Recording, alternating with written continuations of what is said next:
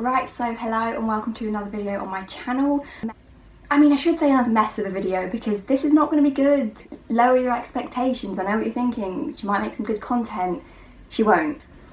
So I thought I would make a video about disabled students allowance, which I mentioned briefly at the end of my last video, and I've also mentioned on TikTok, and no one seems to know what it is, which is really shocking to me. I didn't know what it is. I don't know why it's that shocking to me because I didn't know, but people need to know. It's a very good thing. It made me feel really valid inside. It warmed my cozy little heart and made me feel more valid than Cams ever have, which isn't hard, but still. I got my notebook in front of me because I don't remember anything about when I applied really, because it was a while ago.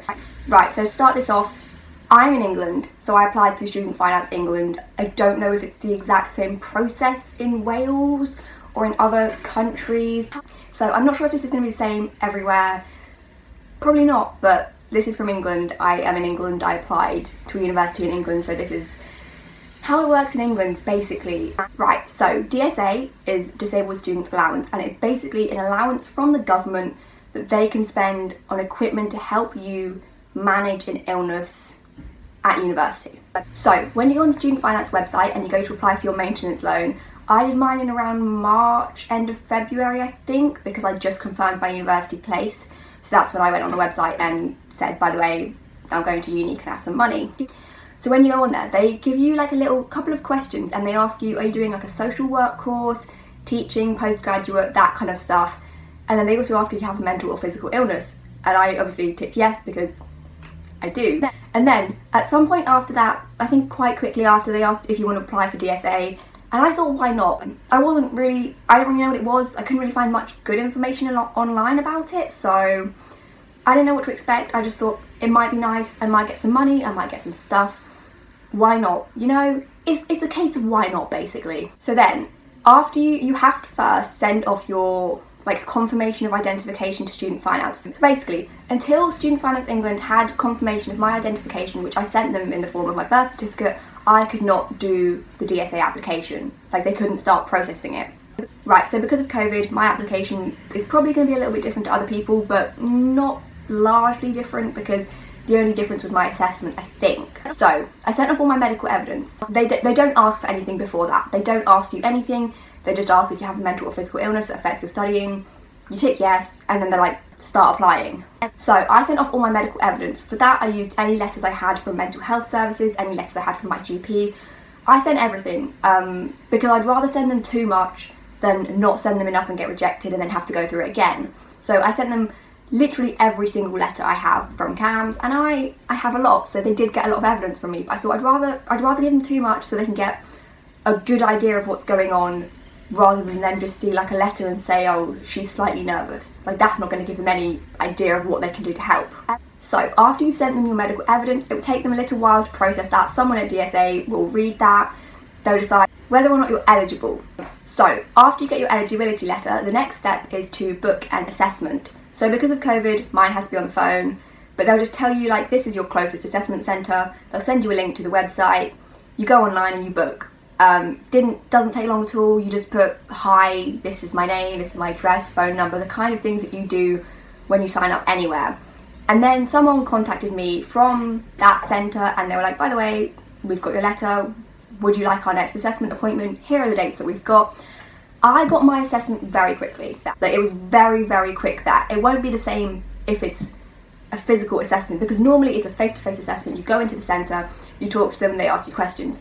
I'm kind of glad mine was on the phone, which is not something you'd expect me to say because I hate phone calls. But I actually kind of enjoyed it because it meant I didn't have to trek somewhere. I didn't have to sit awkwardly and feel like I was being judged. It was very, if I got stressed, I could have hung up.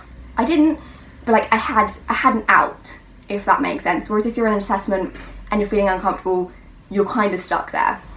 So the assessment was incredible. I cannot thank my assessment person enough.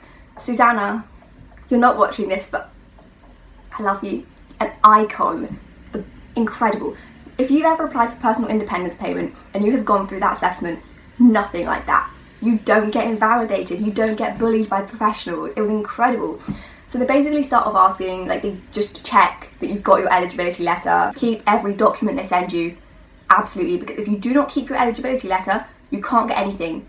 because everywhere that you go to get your equipment, to have your assessment, they need proof that you're eligible, because if not, your assessment is £600. You don't want to pay £600 for something that you've got for free.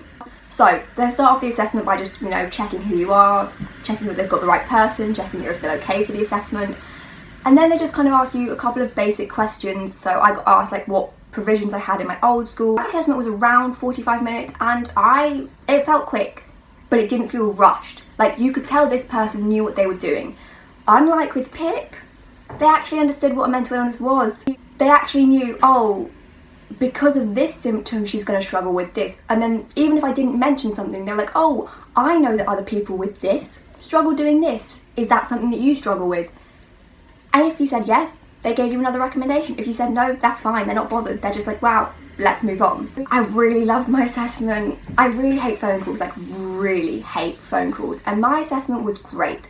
For my assessment, I sat on my bed, I put my earphones in because then it doesn't feel like a phone call. So I'm speaking through the little microphone on my earphones. I sat on my bed, I was chilling out like it wasn't like a proper assessment, and it was very relaxed. It was very lovely. She was really nice to me. She was like, if you don't want to carry on, just tell me. If you don't want to answer a question, just tell me. If you're not comfortable, tell me. So after your assessment, your assessor will email you and they'll just say, by the way, I finished the assessment. In a week or two, I will send you your report. So basically, they type up a report of everything that they've asked you. About a week later, you get a draft report. It's a needs assessment. Yeah, a draft needs assessment, I think is what it's called.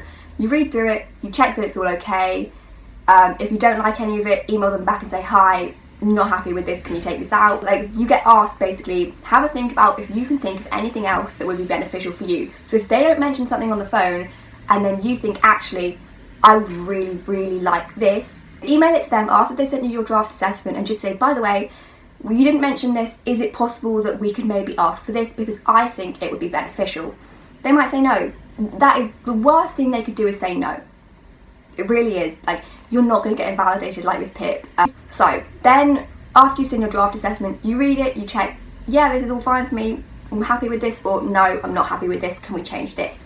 And then you just email them back and you let them know, and then they send you the final assessment, which will either be adjusted and changed or it will just be the exact same as the draft. Then they send that to Student Finance England or wherever you are, and Student Finance England will read that and decide, oh, we can't give you this, or oh, sounds reasonable, we'll give you all of it. I got all of it.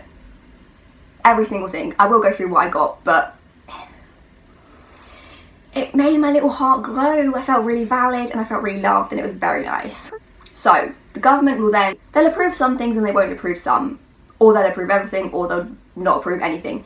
Very much depends on your situation. After they've approved it, you get an email. All of my contact was through email because I think that's how they do it, but also that's the most convenient way. So I got a letter with all the equipment, like a list of all the equipment that they're going to give me, and then you have to do everything from there. So you get given the contact details for all of your suppliers for your equipment, and you get given like a code. So like that's your reference number, that's what it is. So you basically just email your company and you say, hi, I've just applied for DSA, this is my reference number, can we get going on my equipment? So after you email them, the company will get back to you. They'll either call you, message you. Mine called me and they're like, hi, let's have a chat.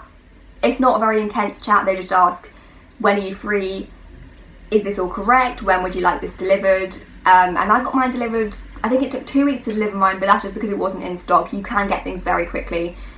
They missed 2 things in my initial delivery and they delivered those very, very quickly. Like, that took 2 days to come afterwards. So your delivery times really vary.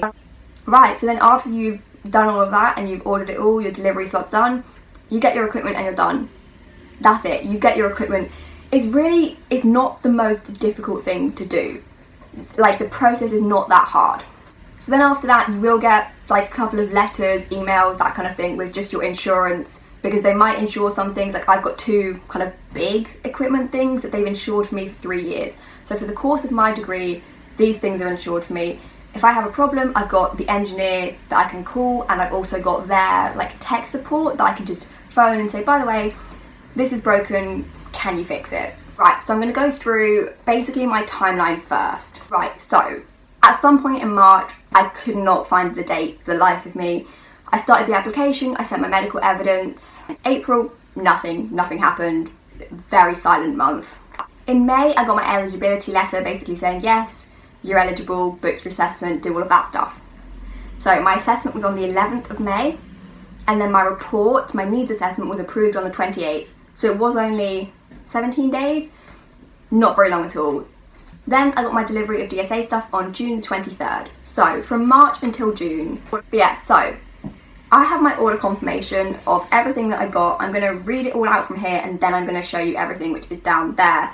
Just because if I don't read it out, I will forget, because some things I don't have a physical thing to show you because it's an online program.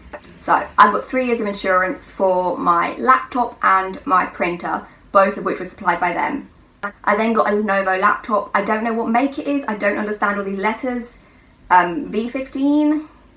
I don't know. That I did have to pay a £200 contribution fee towards, because they're just not going to give it to you for free, which is fine because you're paying £200 and you're getting a laptop that's worth £425. So that's fine by me. We like to see it, but also some of the universities will refund you. When I get to my university in September, I will get a refund for my £200. I've gone on the website and I've checked, and they'll refund you if your household income is below a certain amount. So make sure you go and check if you have paid for a laptop, because they might pay you back, and then technically you've got this £400 laptop for free, which is nice. Then I got a Canon Pixma printer, a wireless printer scanner thing. That's the box right there, if you can see it. I will show you everything in a minute. And then, right, so on my laptop I've got Zotero, Sonoscent, Grammarly, which is free but they put it on for me, Dragon Pro, Claro Read Pro, and I think that's it. I don't know, it's really hard to read all of this stuff because I don't know what it is. Then I got an app, Brain in Hand. I've not set that up yet, but because it's because I don't go to university yet, so I don't need to set it up. I think I've got my initial setup appointment in about a week, I think, or something like that. Then I got a microphone, a Samsung Go mic, which I can clip onto my laptop and record lectures or record whatever I need to record. Then I got an Easy Desk, a lap desk. Here it says Lap Desk Easy. I'm going to call it an Easy Desk. It's basically just a desk that you can use in bed, or just like a little metal desk that you can use so that you don't have to get out of bed, basically. So they gave me text-to-speech recognition software so that I could speak my essays rather than type them. So they gave me a microphone because I don't have a microphone. I've got a really rubbishy iPhone microphone which isn't good. So they gave me one of those. Then I got Magic Whiteboard, which is basically like paper. It's like whiteboard paper that you stick to your wall. Then I got a little case for my laptop. You could either get a briefcase, a laptop sleeve, or a backpack. I went for a backpack because, I don't know, I don't really want a briefcase. Why not, you know? So first thing I'm going to show you is my laptop. I don't know if I'll include a close-up. I probably won't because I'm lazy and that requires editing skills which I don't have. I'm currently using iMovie on my phone, so I'm lacking skills. This is a 15.6 inch laptop, 8 gigabytes of RAM, 256 gigabytes of storage. It's got Windows, Intel Core i5. It's just a very lovely laptop. It's very nice. Yeah, I've got no complaints about my laptop. She's beautiful. So, this is really heavy. This is my printer. This comes with 3 ink cartridges, I think is what they said. I also forgot to mention, but I've got £150 of printer and paper credit. So basically, if I need to print anything not on my printer, or I need to buy paper for my printer, or ink cartridges, they will pay up to £150. So I buy it and then I send them the receipt online and then they refund me. But yeah, this is just my printer. It's nice. I've not opened it. I'm a bit scared. Right, so now I'm going to show you my whiteboard things. You can't really see them because I've not opened it because it's got one of those tear things. So then you like pull out the strips, and I'd rather set this up once I'm at uni. It's just a strip of whiteboard paper. You cleans using static. You use a whiteboard pen, any dry wipe pen. It's just a whiteboard.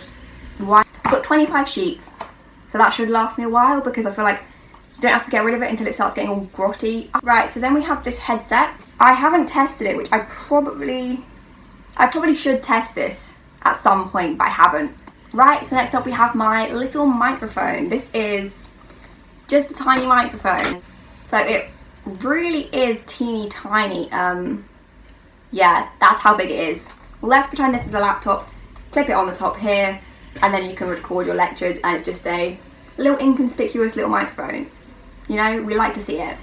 Right, so next up we have my little backpack. This is just a backpack that fits my laptop in. It's black. It looks pretty sturdy. Then we have this. This is my desk. This is my desk. I'm not going to get it out completely because this is very stressful. Trying to set up that desk took me a very long time. The instructions are very clear. I'm just not very smart. Right, so that's everything I got, and that's also, I think, everything I have to say. I'm going to double check my notebook first. But yeah, there you go. That is everything I got. Hopefully everything you need to know about DSA. If it's not, ask me a question. Just ask me if you have any questions.